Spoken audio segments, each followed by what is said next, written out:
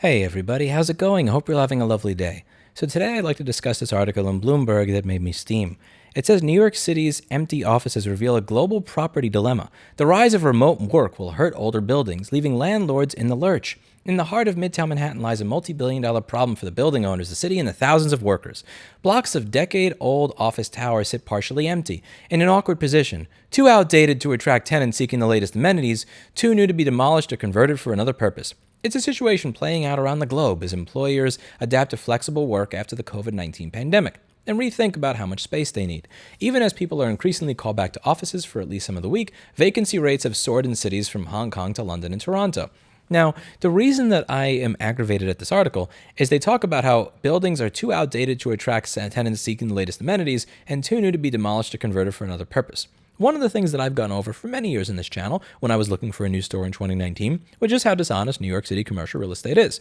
One of the big problems that I had is that you would have places that claimed that they were 1,800 square feet when in reality they measured 838. And they would still ask for $10,000. When you look throughout the New York City landscape, this space is about the size of my current store, and it's $75,000 a month.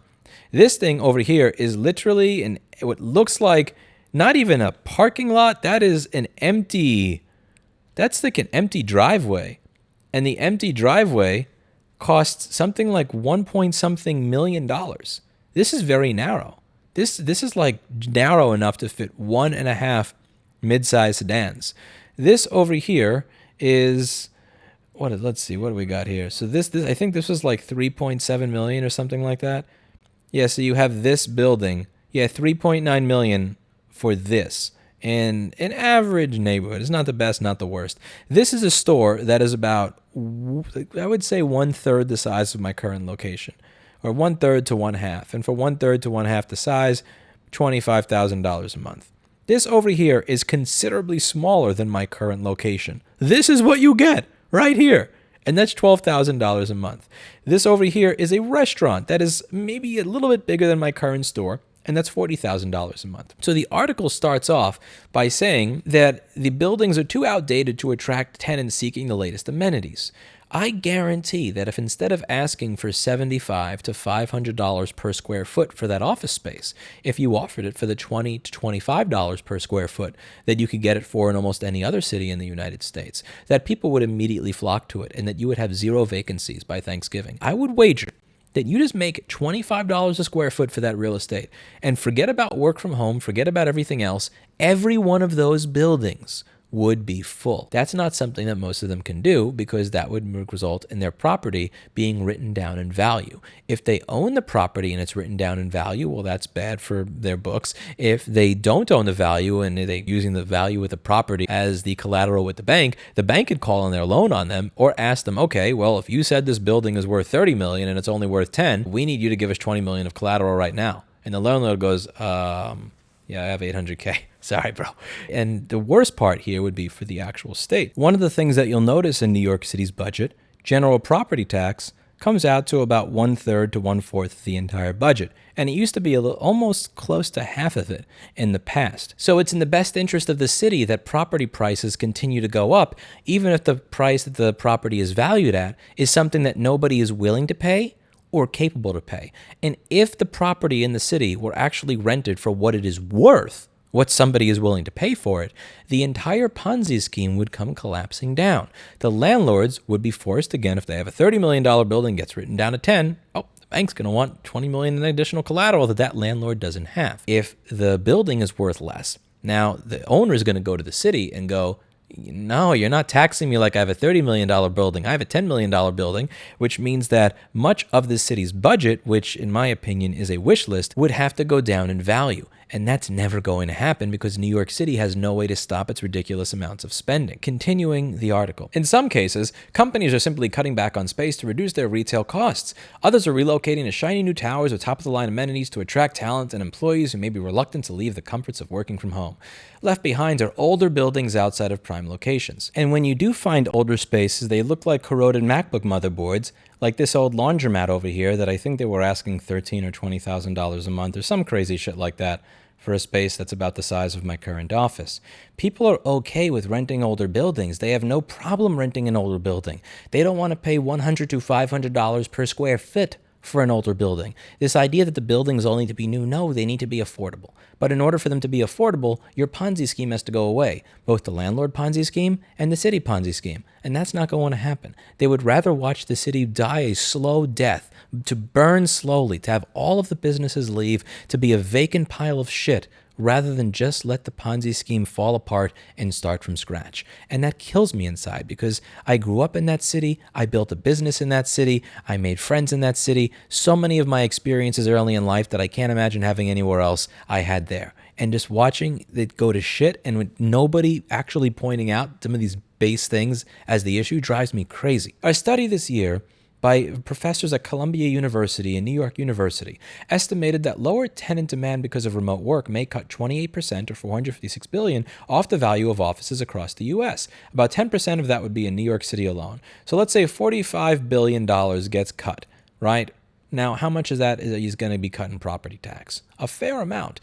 And again, the thing to understand is that many of these videos that I did going over all of these vacant spaces in my real estate playlist, all these vacant spaces that have been vacant for years, many of those were vacant in 2019, before you had a COVID pandemic, before you had the phenomena of remote work, but they're never going to talk about that. They're never going to talk about how so much of New York City was hollowed out before you ever had COVID, like what you can just see in something like the Evie Grieve, a blog that I used to read for the East Village. It's grieving the loss of everything in the East Village. Every other week he'd have this is so closing, that's closing. They used to have live music here, now it's a Walgreens. They used to have live music here, now it's just retail space for lease. There's no easy fix for landlords who rely on rental income to pay down debt. Well, apparently not, because if they did rely on the rental income to pay down debt, they would actually rent for something rather than nothing. Rather than ask for $200 a square foot and then settle for zero, they'd say, you know what, $30 a square foot, it's not $200, but it's a lot more than the zero I've been getting for the past 10 years. Somehow, they are not relying on rental income to pay down debt. Somehow, they're just leaving it vacant and not caring. Now, the article continues to go into the idea of converting a lot of these office spaces into apartments. However, just because you convert it to an apartment doesn't mean that it's going to be easily rentable, particularly if we're still talking about these insane levels that they're asking for rent. If they still want insane amounts of rent each month, you're still going to be stuck with the same thing, which is people not wanting to pay it and people not staying there. They're talking about how you would need a, quote, level of private-public partnership that we saw post 9/11 in downtown Manhattan to help spur our office to residential conversion. But at the end of the day, what does that mean? A private-public partnership means using taxpayer dollars in order to subsidize the conversion of these to residential units that A, are going to be priced above what people are able to pay, but more importantly, are going to be funded through spending. The spending is funded through property tax. The property tax is dependent on the building retaining its value, which it's already lost. So you see, you need to spend money in order to convert it, but before you convert it, it's going down in value. It goes down in value because it's not worth what it was before, so you don't have the money to pay in property tax, which means the city doesn't have the money to pay for all these conversions. And as we went over in a recent video, the city doesn't even have the money to cover its existing debt. This doesn't make any sense. None of this makes any sense. I don't know how you fix it either. And the article finally starts to get it. But the longer shifts in work habits still loom, and it matters more than just building owners. Yes, New York, like other cities, relies heavily on property taxes to fund schools, police, and firefighters, as well as other services. Property taxes are the biggest source of revenue in the city. Yes, however, unlike other cities, New York City relies on lots of vacant real estate based on fake bullshit valuations to fund all of these and be a revenue driver for the city. Property tax is the biggest source of revenue in the city, delivering about $1 for every 3 taken in, and offices account for about a fifth of that. Ouch. Before the pandemic, levies had climbed about 6% a year on average, driven by rising property values that helped finance new programs and services, as well as keep up with rising labor costs, says Anna Champany, the vice president for research at the Citizens Budget Commission, a nonpartisan budget watchdog and research firm. Yeah, you're screwed. I don't know what to say. That's just from start to finish, completely, hopelessly screwed. You know that if they actually convert all of that into apartments, they're not converting it into apartments that cost $1,500 a month. They're converting it into the type of stuff that you saw in the financial district post 9/11, which are mostly luxury condos that, no offense, 99% of my audience probably can't afford. And even if they do that, they're going to try and do that via some sort of private-public partnership, meaning it's financed by taxpayers who already are not giving enough taxes to support the existing city budget, which is based on the building valuations that are about to plummet because nobody's renting these buildings.